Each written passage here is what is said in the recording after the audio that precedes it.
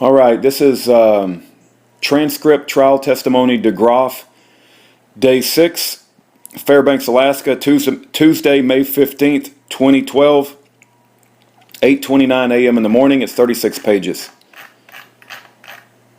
Okay. This is direct DeGraaf.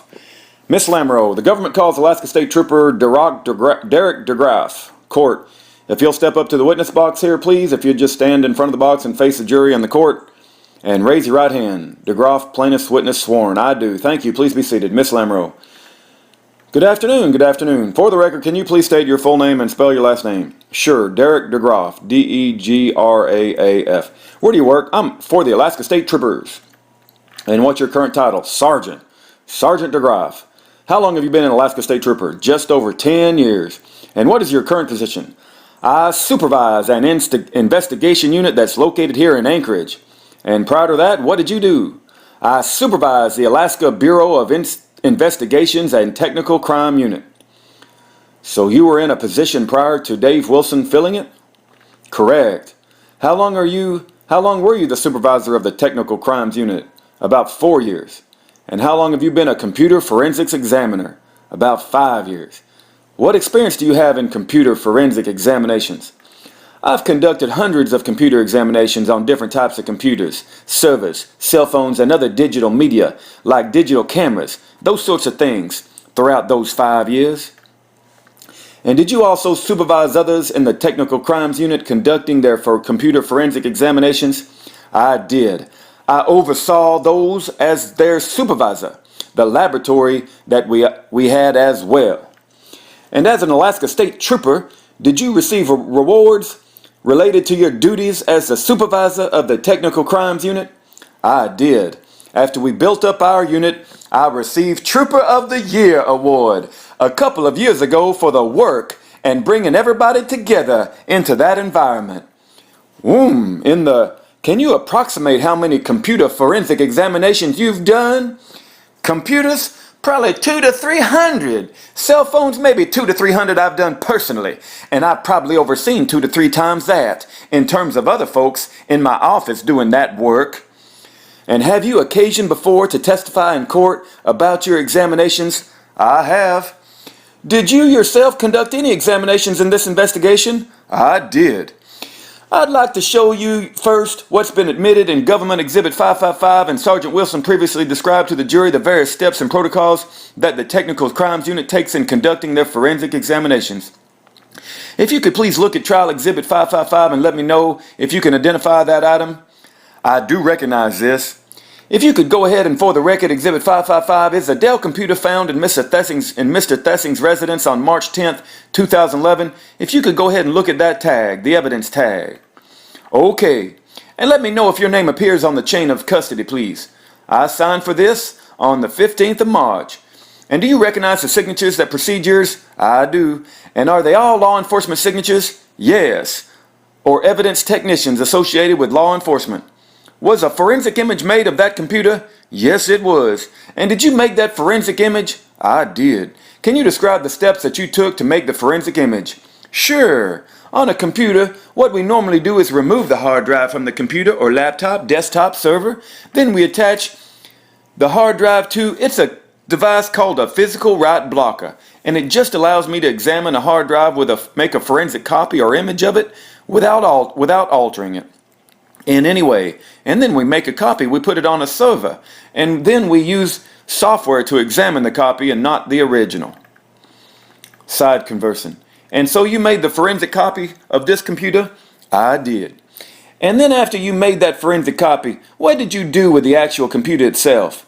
After that, and after the forensic image that I made is verified, I install the hard drive back into the computer and submit it back into evidence. And then you did yourself conduct the forensic examination of that computer? No. Let me go ahead and show you what's been marked for, it's already been admitted, Government Exhibit 279, which is the Dell Tower, which was seized from Mr. Vernon's residence on March 10th, 2011. If you could please look at that and let me know if you recognize that item. I do. And is your name on the chain of evidence tag? It is. I actually seized the computer myself, turned it over to evidence, and then later received it back on the 15th of March 2011 for the examination at my office. And do you recognize the signatures on the chain there that precede yours? I do.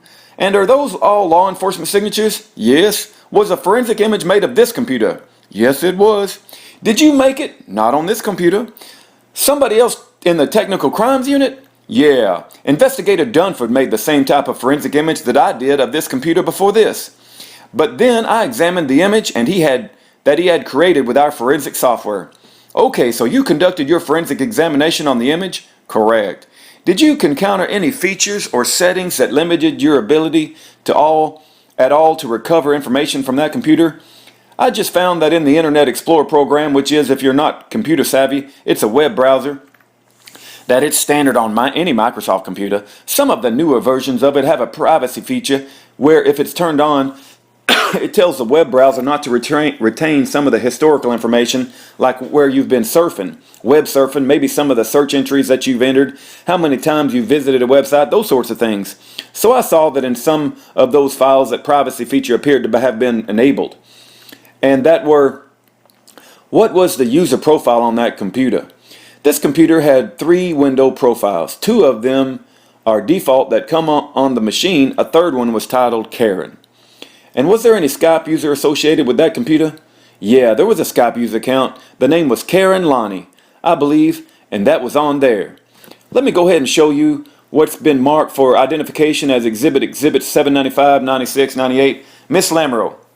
And for the record, Your Honor, the government has redacted Exhibit 798 based on rulings yesterday. However, the original that the witness has at this time hasn't been redacted. But what's viewed on the screen will be as redacted.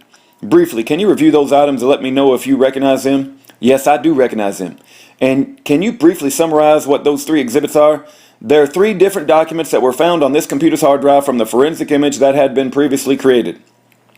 Miss Lamoureux, the government offers Exhibit 795, 96, 98. Your Honor, I had previously made an objection to 795 and 796 in motion in limine. I'm not quite sure whether the court reserved or has addressed that issue. The court, I don't know what those are. Miss Hayden, my objection was to relevancy, Your Honor. It was at docket 357, page 3, the court. All right, now are you offering 979? Miss Lamoureux, 795, 96, 98, and the copy in your binder should be redacted for 798. Duly. And Barney joins in Lonnie Vernon's objection. Traverso, we have no objection to admission of this document, Your Honor, as far as Mr. Cox is concerned. The court, this is a lot of stuff here. I'm not sure I understand the nature of the objection, nor, for that matter, the nature of the exhibit. Miss Hayden, that's Miss Lamoureux. We did file a written opposition, Your Honor, and I'm happy to go into it in more detail if we want to take a break. The court, well, let's take a break and solve this. I wanted to break up this afternoon session again a little bit for you anyway. So take a break now and we'll try and chirp this out. The court, now be seated, please. This is a Thesson computer? No, Your Honor, this is Vernon's computer. The court, what's the number? The computer? Yeah, it's 279. Okay. And these things came off Exhibit 279? The witness, yes, sir. The court, okay, I got mixed up, I guess, on that. Now, okay, tell me what. There's a whole lot of stuff in here, page after page of stuff and more stuff. The judge, can you get in front of the microphone, please? The court, so tell me what it is, the relevance of all this. Lamoureux, Your Honor, the government has offered Exhibit 795, which is a declaratory decree Schaeffer. Is the title of the document found on the Vernon's computer. It is offered to show the relationship between Schaeffer Cox and the Vernons. Schaeffer Cox was actually a fugitive living at the Vernons' home, but the document is dated January 16, 2011, which corresponds to the date of the common law jury trial, which was held at Denny's, during which Coleman Barney and Lonnie Vernon were jurors. The declaratory decree relates to that jury trial held at Denny's, has a blank signature or juror signature lines on page 4 of it. With regard to Exhibit 796, the Homeland Security Field Operations Guide regarding emergency communications was found on the Vernon's computer. The militia, Schaeffer Cox, Coleman Barney, Lonnie Vernon used radios. A number of radios were found at the residence, and Lonnie Vernon made statements about talking out towers to interrupt communication, so that's what we're offering. So that's why we're offering that document. I will try not to drown the court in detail on that document. The court, well, there's a whole lot of stuff in there. Was it in there? What is it in there that's directly relevant? Miss Lamro, there was a law enforcement channels, a lot of information about channels and frequencies to be able to be on the frequencies where police are.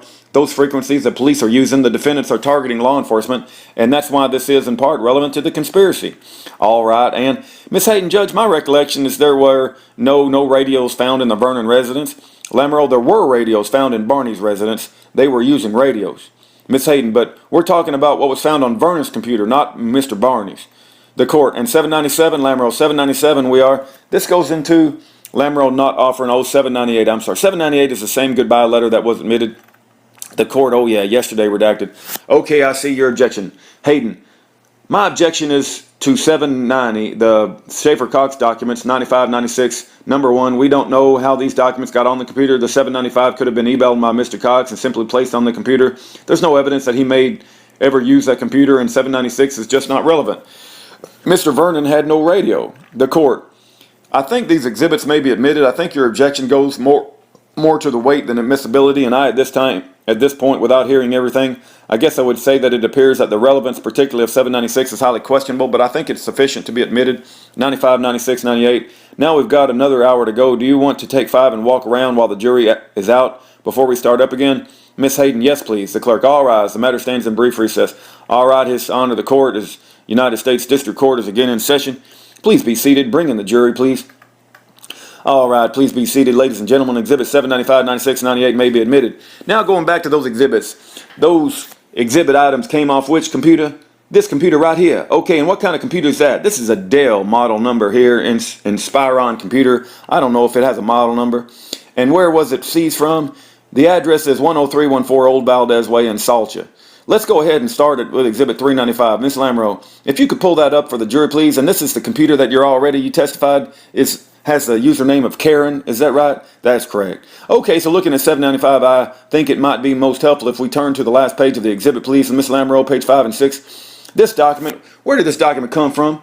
This is not part of the document from the computer. This is a summary of where the file was found on the computer, and it's just what we call a metadata, data about the file in the question. Okay, it helps me summarize where the file was located on the computer.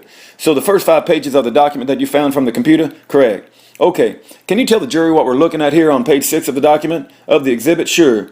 This has some generic information on it. Item 1 is the evidence item within the AST case, that it's a Dell computer. It shows the creator as myself, how many files were selected or bookmarked inside the investigation, and then the file comment section just talks about it. It's the name of the document, how big it is, some created, modified access dates, file path as to where it was found in the computer, and how it was exported out of the hard drive onto our case management here. So the information in the file comment section is specific to this actual document. Is that right? That's correct. Okay, so what is created, the date of the document? Just as the name suggests, it's when the file was created. And what is that, the date? January 16, 2011. And then what is the file name on the computer that it was named? The name declaratory decree Schaeffer document.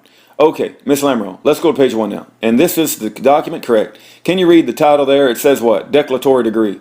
Yes, declaratory degree of judgment. And then below where it says the Organic Alaska Republic, there's a date there, the 16th of January 80, 2011. And what name is below that? Francis August Schaeffer, family Cox, real sovereign man and real party and interest complainant accused.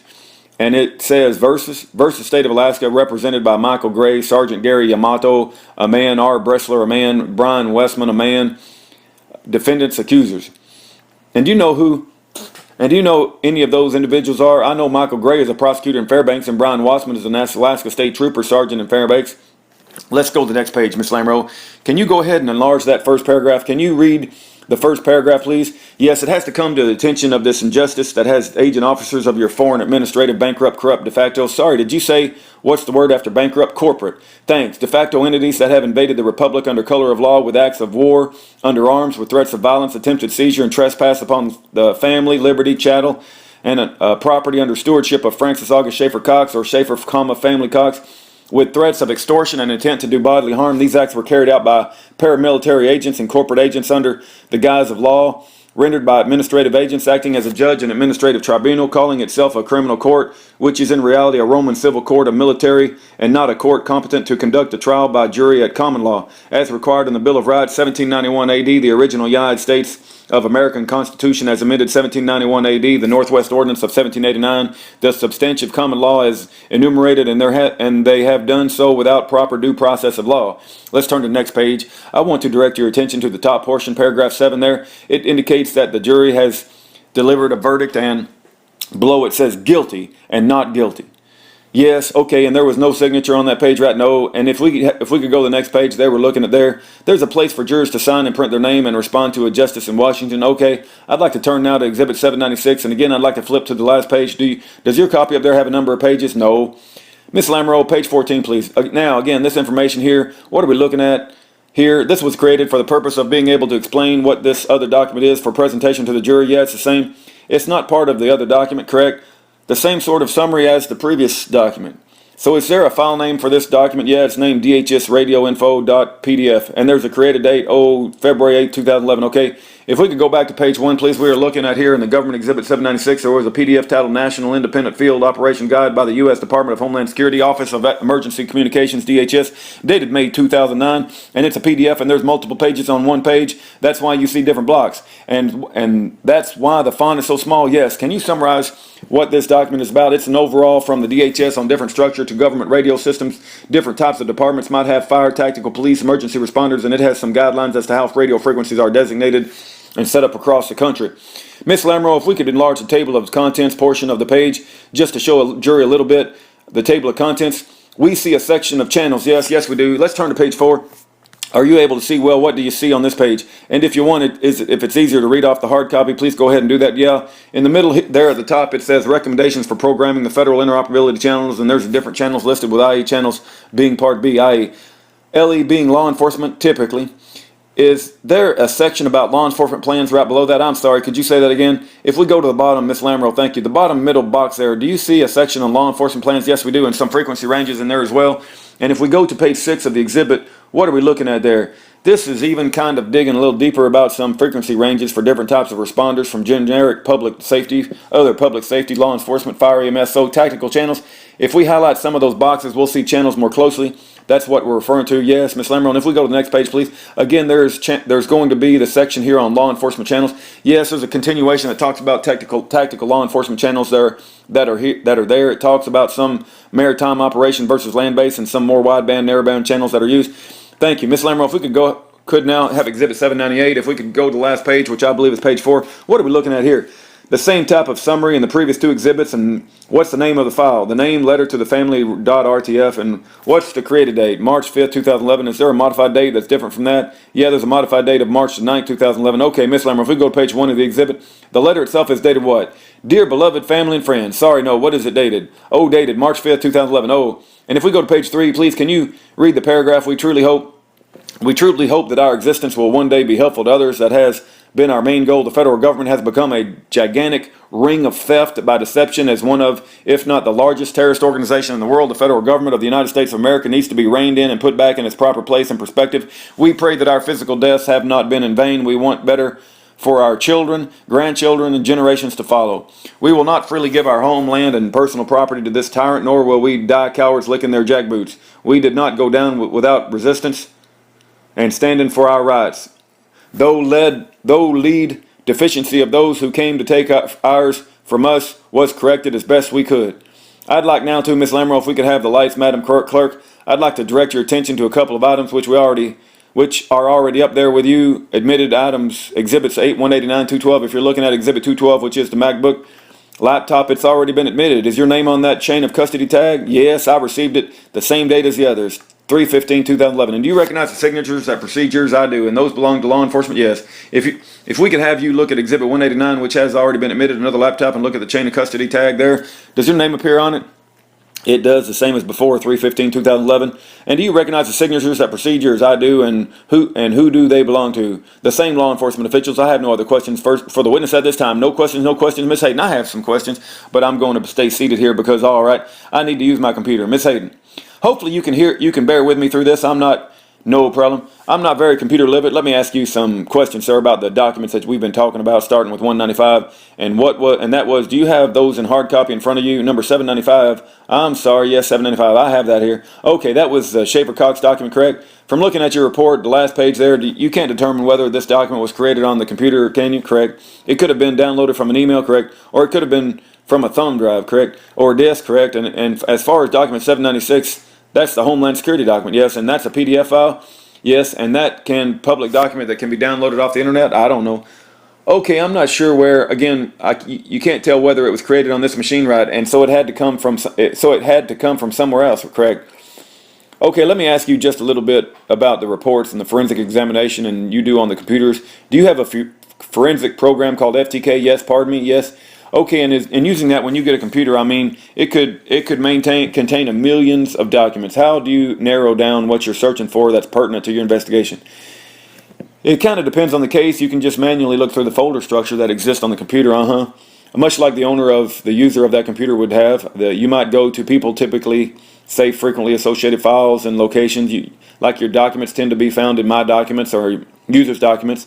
If it's on the Mac, if you take photos, a lot of people store photos in a pictures folder, that sort of thing. So it's a blend of looking at places where people normally look at things. And you can also then forensically set aside the computer or the software that will parse out different types of files and list them together.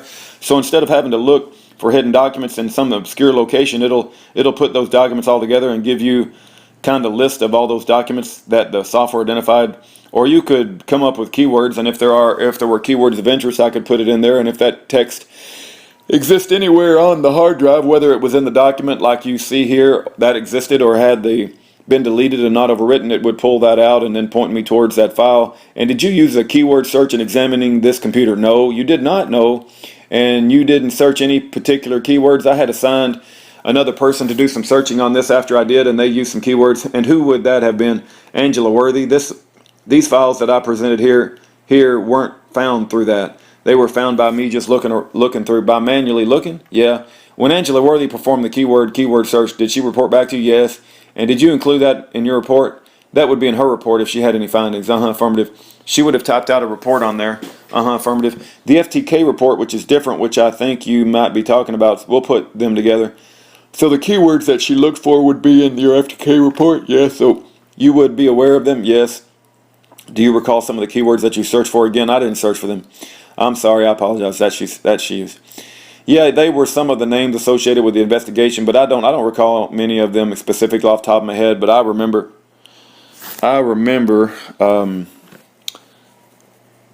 seeing a list of names. If you saw the list, would that refresh your recollection? Yes. Okay. Ms. Hayden, Your Honor, I would like to show this witness what I've marked for identification as LV1. Objection, relevancy. The witness has testified he didn't use these searches terms in finding the documents that have been admitted outside of scope of direct. Overruled, Miss Hayden, but Your Honor, I believe that. Never mind. I'm going to ask Mr. Johnson here to pull out maybe the first group of those. If we could make them just a little bit bigger so I can see them, Miss Hayden. So some of the keywords, one would have been Burke Barrett, yes. Wendy Williams, yes. Ron Wall, yes. Ron Woods, yes. By the way, do you know who Ron Woods is? No. Okay, let's just skip down here a little bit. Malik Jones, yes. Mike Anderson, yes. Let's skip down a little bit more. The word grenade, yes. The word pineapple, yes. Booby trap, yes. Let's skip down a little bit more. Guerrilla warfare, yes. SWAT, yes, yes. Okay, some of those are keywords that Miss Worthy would have used that you incorporated into your report, correct? And then you can tell from your report whether they're able to. Miss Lamro, object to the characterization as your report. I think Miss Hayden's referring to the FTK report, but it's not Sergeant DeGraaf's report. I apologize for the FTK report. Could you say that again? Yes, sir. Though these keywords, if you would have had, for lack of a better term, hit on those words, then that would have showed up in the FTK report. If it was bookmarked, it would have show up in the report. Okay, and they do not. Am I correct? I know that there are 240 bookmark files in the FTK report. Affirmative. And I'm just summarizing the three here without going and looking at them and to see what those hits are. I don't know. Well, do you need to, would viewing the FTK report refresh your recollection? Yeah. Okay, does it refresh your recollection for those words? Oh, I'm sorry, it will only be on your screen. Yeah, I see it now. Does it refresh your recollection as to whether there were any hits in those words that, we mentioned? Yeah, it does. And were there hits on the words that I just called out to you? Objection, foundation. I don't think he can tell from what he's viewing right now. The court, well, I guess he can tell us if he can't tell us. This doesn't show what the hits were. This shows what was bookmarked. And were those words bookmarked? No. Thank you. That's all I have. Just one follow-up. Redirect examination by Ms. Lamoureux. Since we're talking about search terms, those search terms were in quotations, yes? So if somebody spelled a word wrong and it wouldn't come back in your search, is that right, correct? Ms. Lamoureux, no other questions, Your Honor. All right. Thank you, Mr. DeGraaf. You may be excused. That's the end of the DeGraaf testimony. My goodness.